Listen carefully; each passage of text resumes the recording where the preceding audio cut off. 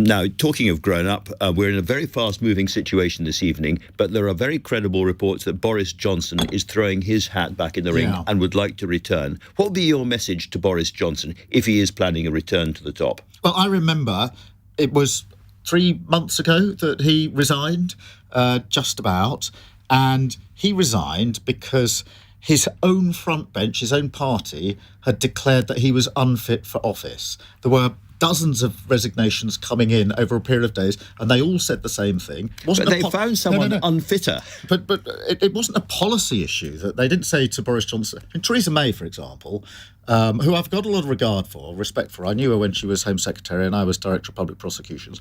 That was a policy issue that she couldn't resolve. With him, it was character. They decided that he was unfit for office. So, Andrew, the idea of an experiment over the last few weeks with Liz Truss, which has cost people additional mortgage payments in hundreds of pounds every month, cost our economy, cost our reputation. The idea that you go from that economic chaos back to a man who, I always said he was unfit for office, but his own party said he's unfit for office. So now the idea that you go from this carnage, this chaos, back to a man who's unfit for office, I mean, if ever there was an argument for a general election, that has to be it. So Boris Johnson, I think he's still on holiday, thinking, what am I going to do next? What is your direct message to him? Stay out of this. I would invite him to dust off and reread all the resignation letters that he received in July, because all of his colleagues wrote saying how unfit he was for office and they couldn't serve him any longer.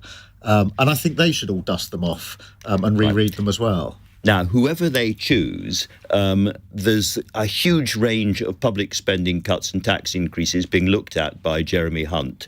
Those have to get through the House of Commons. You call for an election. Of course, if you're a Tory MP, that looks like political suicide, and they're unlikely to vote for that. So are you expecting some kind of breakdown in the House of Commons leading to an election over the course of this winter or early next year? Is that what you think is going to happen?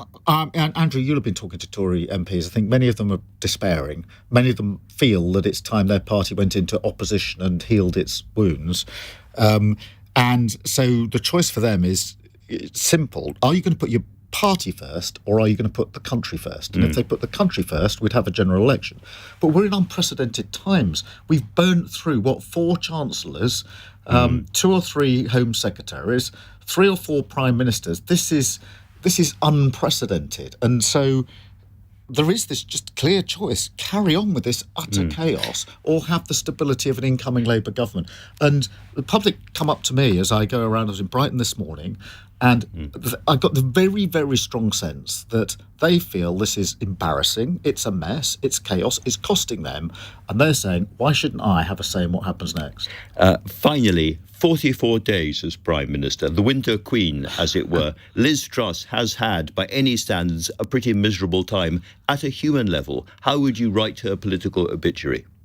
It's a failure. It was an experiment that should never have been carried out on the British public and has cost us dearly. On a human level, I've got no ill will towards her. She's obviously you feel sorry for her? She's under huge strain, and I'm on a human level. I wouldn't want to see that in anyone. But I would gently point out that for millions of people who can't pay their bills this winter, for millions of people who can't actually afford £200 or £300, £400, £500 more on their mortgage payments, they're under huge strain as well. And forgive me if I speak for them. Sir Keir Starmer, it's been a busy and extraordinary day. Thanks so much for coming in. Thank you.